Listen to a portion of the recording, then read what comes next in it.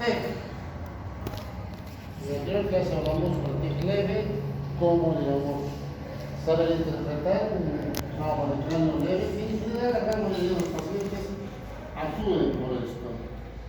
Todos los pacientes, o casi todos, cuando van, fundamentalmente, digamos, cuando tienen los padres, las madres, cuando su bebé se cae y lo llevan porque quieren saber qué pasa, y a veces exigen que se les haga un estudio. Y en general los traumas craneoencefálicos leves en general no requieren estudio, pero en los pacientes que ya pasan de un TEC leve a un TEC moderado o TEC grave o severo, bueno, eso sí, necesitan estudio, internación, tratamiento, ¿no es cierto? Entonces, para esto hablamos de esto que es TEC, agresión en el cráneo, la calota, ¿no es cierto? Y esto en general, ¿no es cierto?, se presenta por la fuerza de inercia que recibe el impacto, ¿no es cierto?, del continente y del contenido de la calota. El continente es el cráneo, ¿no?, la calota, y el contenido es el cerebro. Entonces, esto afecta a veces inmediatamente por debajo del golpe y a veces por contra golpe. Bien.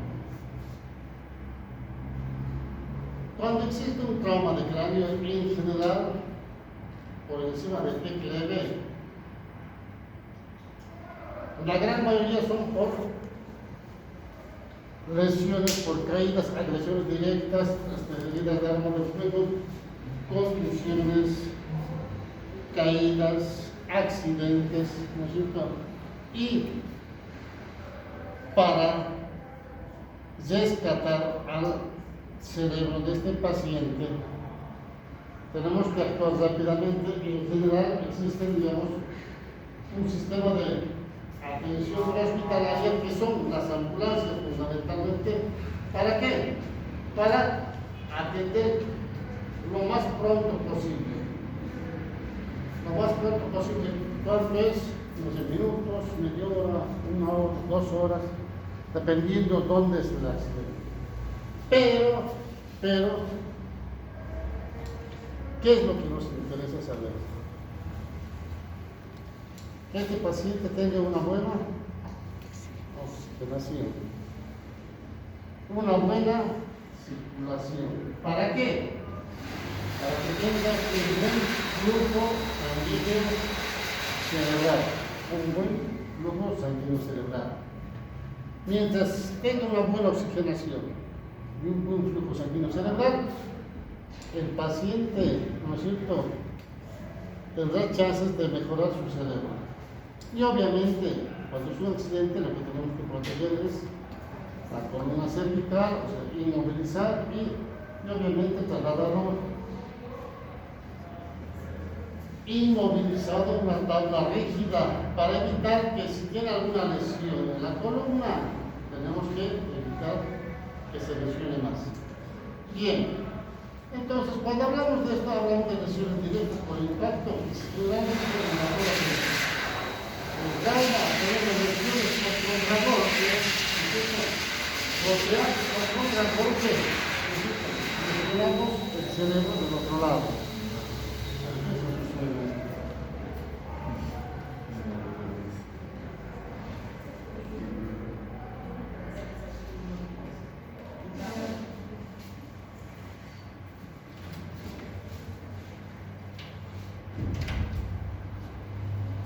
Bien, entonces tenemos también por vibración. Esto en general, el tema de la lesión por vibración se presenta más en los pacientes pediátricos. Esto dice que alguna vez los padres, fundamentalmente las madres, ¿no es cierto?, cuando el hijo se pone muy quejoso, llora y no saben por qué llora, porque el pacientito no habla y llora, no sé, pues llora porque tiene frío, porque tiene hambre, porque está muy abrigado, por otra cosa. ¿Qué es lo que hacen? los amarran y los sacuden. Bueno, a eso llamamos o vibración. Entonces, ¿qué es lo que hacemos? El cerebro ahí se mueve y queda lesionado. Y obviamente a veces no se da cuenta la madre, el padre, y de pronto van a decir, no, mi hijo no puede aprender, se distrae mucho, ¿no? O aprende y se olvida rápidamente, o no entiende, o la vista está torcida, y le hacen algún estudio y encuentran pequeñas lesiones en el cerebro. Por vibra, fíjense ustedes que, o aquellos que agarran el bebé, ¿cierto? Arriba, vamos jugando, los tiran, ¿cierto? Y caen. Bueno, lo mismo. ¿No? Bien, lesiones vasculares. En general, esto se presenta en pacientes de la tercera edad, cuando hay una involución cerebral, disminución del parénquima cerebral, atrofia cerebral y, obviamente, las venas que se conectan con la dura madre, ¿no es cierto?, quedan un poco tensos y cuando hay movimientos bruscos estos se rompen. ¿Y qué es lo que van a provocar? Los hematomas subdurales. Los hematomas subdurales. Fíjense ustedes, entonces, todo esto puede comprometer al cerebro, ¿no es cierto? Bien, entonces cuando nosotros hablamos de riesgos, tenemos los riesgos bajo, moderado y alto o grave. Cuando es bajo, el paciente tiene sí, un trauma de cráneo, está asintomático, alguna cefalea, algún vómito, algún mareo, lesión en la zona del golpe, ¿no es cierto? A veces un escalpo, pero el paciente está con un rango de 15. El riesgo va al moderado, ya acá cambia. Entonces, hay una alteración en el nivel de conciencia. Puede haber un desmayo, una pérdida de conocimiento, cefalea que va desde lo más leve, va progresando en intensidad. A veces el paciente está intoxicado con alcohol y drogas y no sabemos cómo está su estado neurológico, si está por el alcohol, la droga o por el golpe. Pacientes menores de 2 años se los considera técnico moderado. ¿Por qué? Porque a veces no refieren lo que les duele y a veces no pueden hablar. Convulsiones posteriores al trauma de cráneo, aquellos que tienen vómitos o tienen pérdida de conocimiento, no recuerdo la amnesia, no me acuerdo lo que me pasó. Desperté y estaba acá en el hospital. Y lesiones faciales graves, o sea, seguramente nos van a llevar en cirugía maxilofacial, ¿no es cierto?, que les afecta las lesiones en la cara, pero como están muy pegados a la base de cráneo, entonces afectan las famosas fracturas de base de cráneo y obviamente la sospecha de maltrato infantil. ¿No? Alto. Acá el paciente ya está con un deterioro progresivo del estado de conciencia. Después del golpe están en algún momento bastante lucidos, se empieza a dormir o directamente ya queda con deterioro después del golpe. Y obviamente esto, el paciente no tiene que tener drogas, alcohol, ni nada de esas cosas. O a veces tiene un golpe en la cabeza y no pueden mover la mitad del cuerpo. ¿Ah? Entonces, eso sí, son de alto riesgo. O aquellos pacientes que tienen fractura o hundimiento, aquel que describe un trauma, una agresión, una manifestación, trauma directo, una fractura o hundimiento con lesión del parénquima cerebral. Entonces, todo esto, ¿no es cierto?, para entender, digamos, de cómo podemos, digamos, clasificar a nuestro paciente y cómo tenemos que actuar en ese momento. Así es un té de bajo riesgo, no revisamos, nos da tiempo a hacer cosas. El moderado también, pero el alto hay que actuar rápido. ¿no? Bien, cuando nosotros tenemos un trauma de cráneo, en general, en todos los centros hay un aparato de radiografía o una tomografía. Entonces, cuando hacemos una placa radiográfica, ¿no es cierto?, vemos a veces este tipo de placas. Una línea que sospecha fractura fractura de cráneo, ¿no es cierto? Y a veces vemos esto, fractura hundimiento, una placa. Pero inmediatamente hacemos la tomografía de construcción 3D y fíjense cómo está hundida. Pero tenemos que, por eso que llevan radiología, tienen que entrenarse a ver este tipo de cosas. Porque a veces dice uno, no tiene nada, vaya a la casa. Y fíjate usted una fractura de cráneo, tiene un porcentaje elevado de tener una lesión por debajo. Algunos dicen 15, algunos dicen 20, algunos 50%, algunos, depende de los autores y las estadísticas. Pero tenemos que entender que una fractura en general aumenta 20 veces la probabilidad de una lesión por debajo, sería el paréntesis cerebral. Y fíjense ustedes, una radiografía normal y el 75% de pacientes que tienen leve, ¿no?, a veces entregan alguna lesión. Por eso se dice en los artículos todo eso que un TEC leve hasta en un 2 a 4% son susceptibles de convertirse en TEC severo o TEC grave. Entonces, para tomar en cuenta, no es TEC leve, no tiene nada de lesión. Hay que tomar en cuenta en el momento los factores de riesgo y todo eso. ¿No es cierto? Sí. Nuevamente hablamos de Glasgow. Ven ustedes que en Glasgow siempre estamos hablando de Glasgow, porque es lo que nos va a servir para nuestra vida como médicos. Hay algunos autores que ponen el TEC mínimo, ¿no? Pero en general, la gran mayoría hablan de TEC leve, moderado y severo porque grave. Eso lo menciono un poco para que algunas cuando vean, digamos, no se confundan. En general, el TEC mínimo y el TEC leve son lo mismo. Tienen grado de 15, no tienen grado de conocimiento, ¿no es cierto? Y tienen autismo, o no, autismo de episodio, o acá menos de conciencia, menos de 5 minutos. En general, los de TEC leve, la gran mayoría no pierden el conocimiento, por no decirlo todos, ¿no? Y el paciente le preguntamos, ¿usted perdió el conocimiento? Sí, unos segunditos, y se da cuenta que perdió, sí, me di cuenta. Y no perdió el conocimiento. Porque si se da cuenta, no perdió. ¿No es cierto? Usted sí, perdió el conocimiento, sí, ¿cuántos? 5 minutos. ¿Y cómo sabe que 5 minutos perdió el cerebro? No perdió el conocimiento. ¿No es cierto? Pero ¿cómo va a saber que perdió 5 minutos o 7 minutos? Porque no perdió el conocimiento.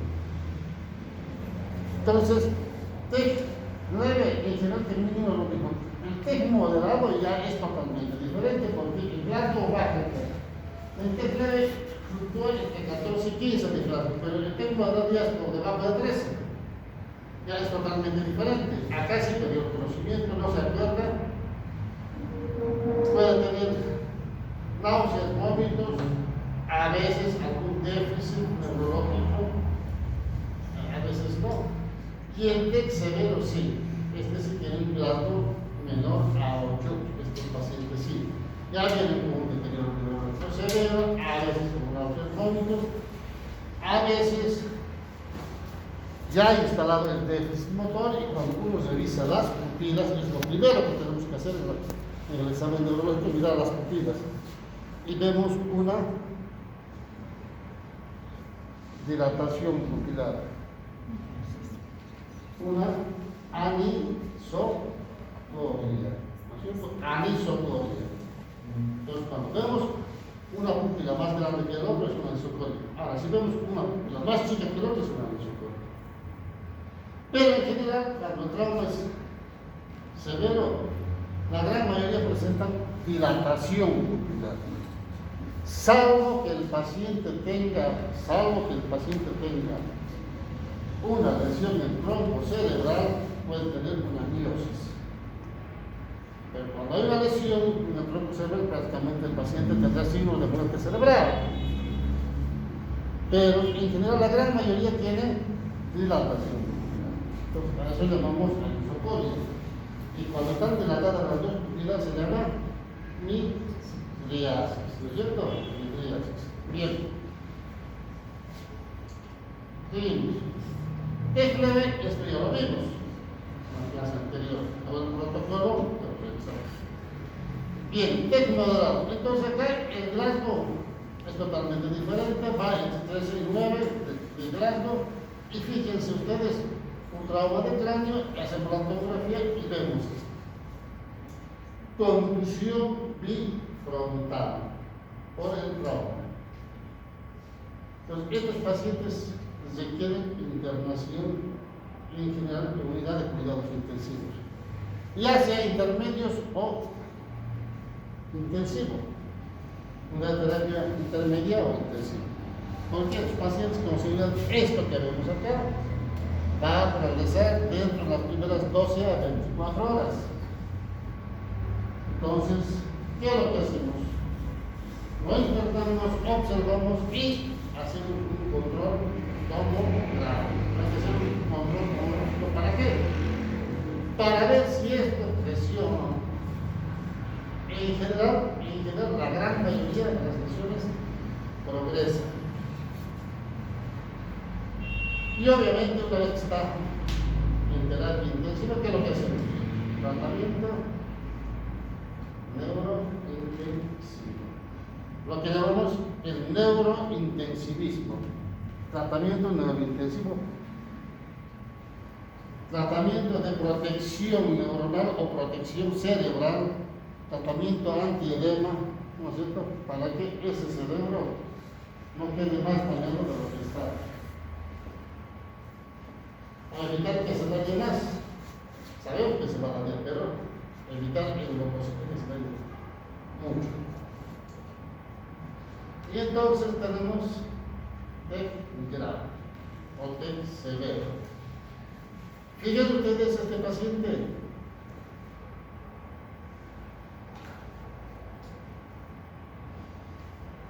Tiene problemas encefálicos. ¿Qué creen que pasó? Les llegó el paciente a la emergencia y no hay ningún familiar y tienen que más o menos deducir, llegar a un diagnóstico.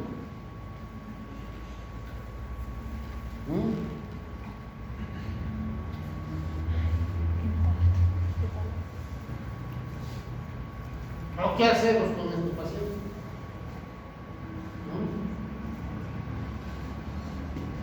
Nada, lo dejamos, lo miramos nada más. ¿Ah?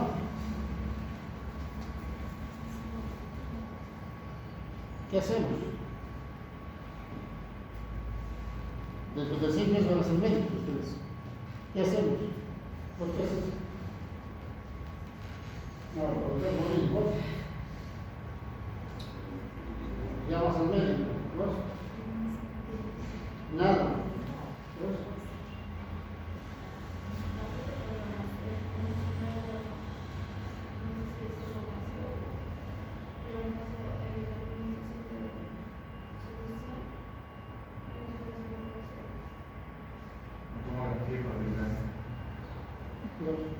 Se encontra assim, temos que atuar com suporte vital básico. Oxigênio, manter a via aérea permeável, colocar a via intravenosa, hasta chegar ao hospital, pegando. Ya está en el hospital.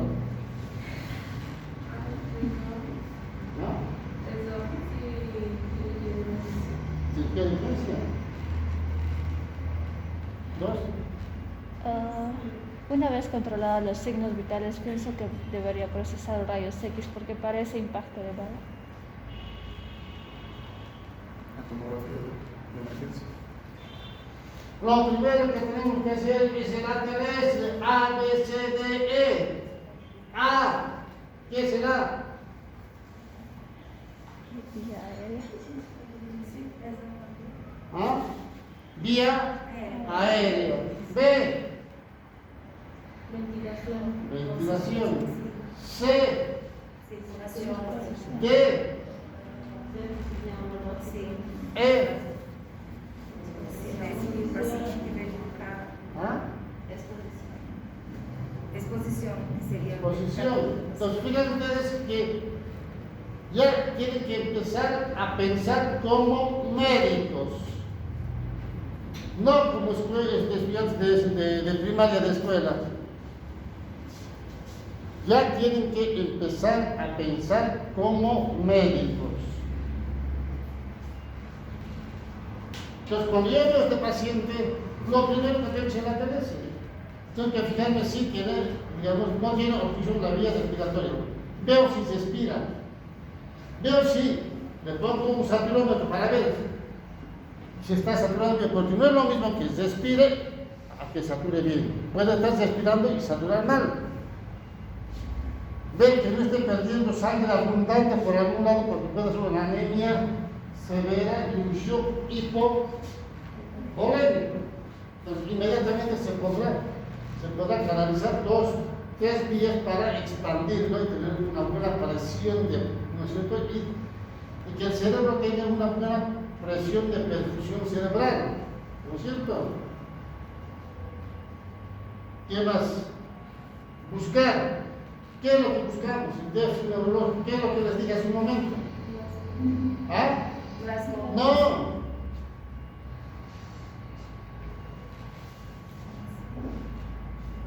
Las pupilas. Entonces, lo primero que tienen que hacer es fijarse en las pupilas. ¿Para qué? Para ver si tiene mitiasis o biosis. ¿No es cierto? Después veremos si tiene déficit neurológico, lo tiene, lo más grave que sí. Con esto queremos mantener un déficit neurológico seguro. Y por último, ¿qué hacemos?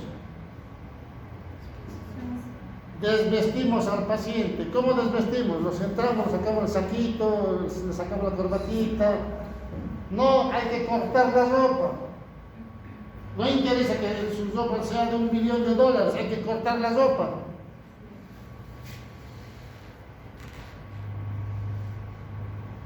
Exponemos al paciente y vemos si no tiene otras lesiones. Porque no nos podemos quedar simplemente con esto.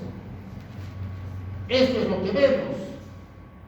Y probablemente tiene otra lesión en el abdomen, en el tórax, en el pulmón. ¿No es cierto? Entonces, una vez que vemos que no tiene nada más que eso, ¿en qué pensamos?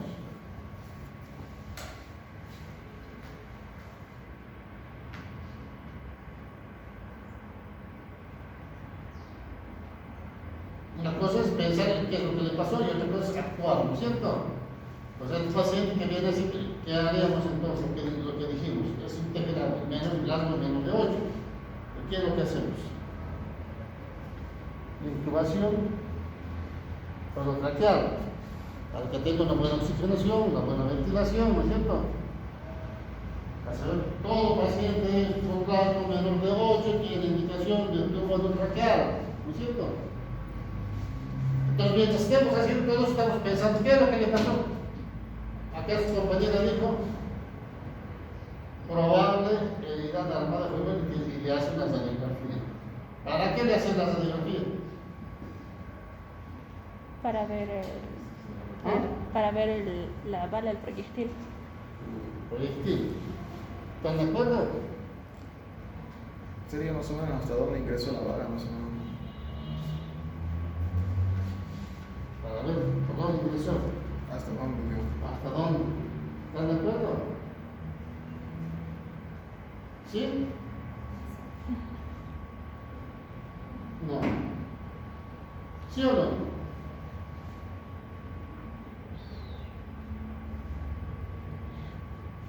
No. ¿Para qué le van a hacer radiografía a este paciente si ya sabemos que esta es la origen de entrada y esta es la origen de salida?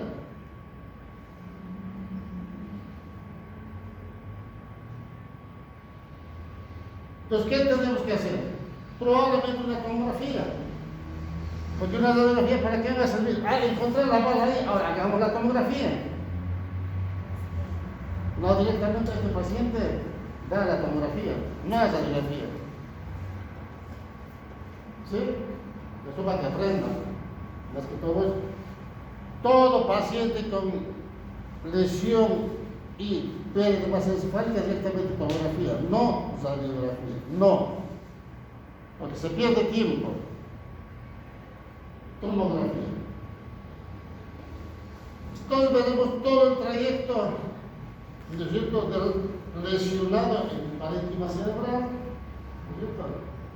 Y obviamente este paciente llamaremos de urgencia al especialista para que actúe rápidamente para mejorar, ¿no es cierto?, y salvar el resto del cerebro.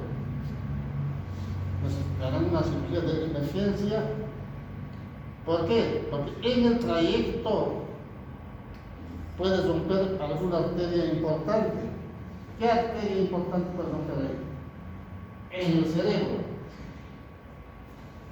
Por la dirección.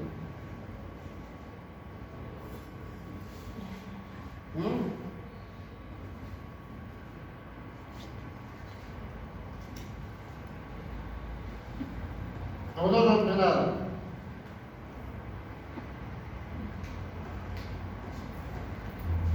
¿Qué arteria importante? No rompe nada.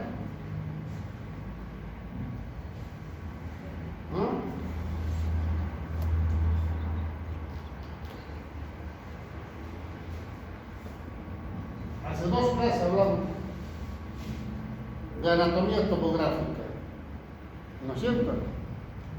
Entonces ya seguramente lo tienen en la cabeza todas las imágenes tomográficas y entonces tenemos que transportarlo acá y saber qué arteria.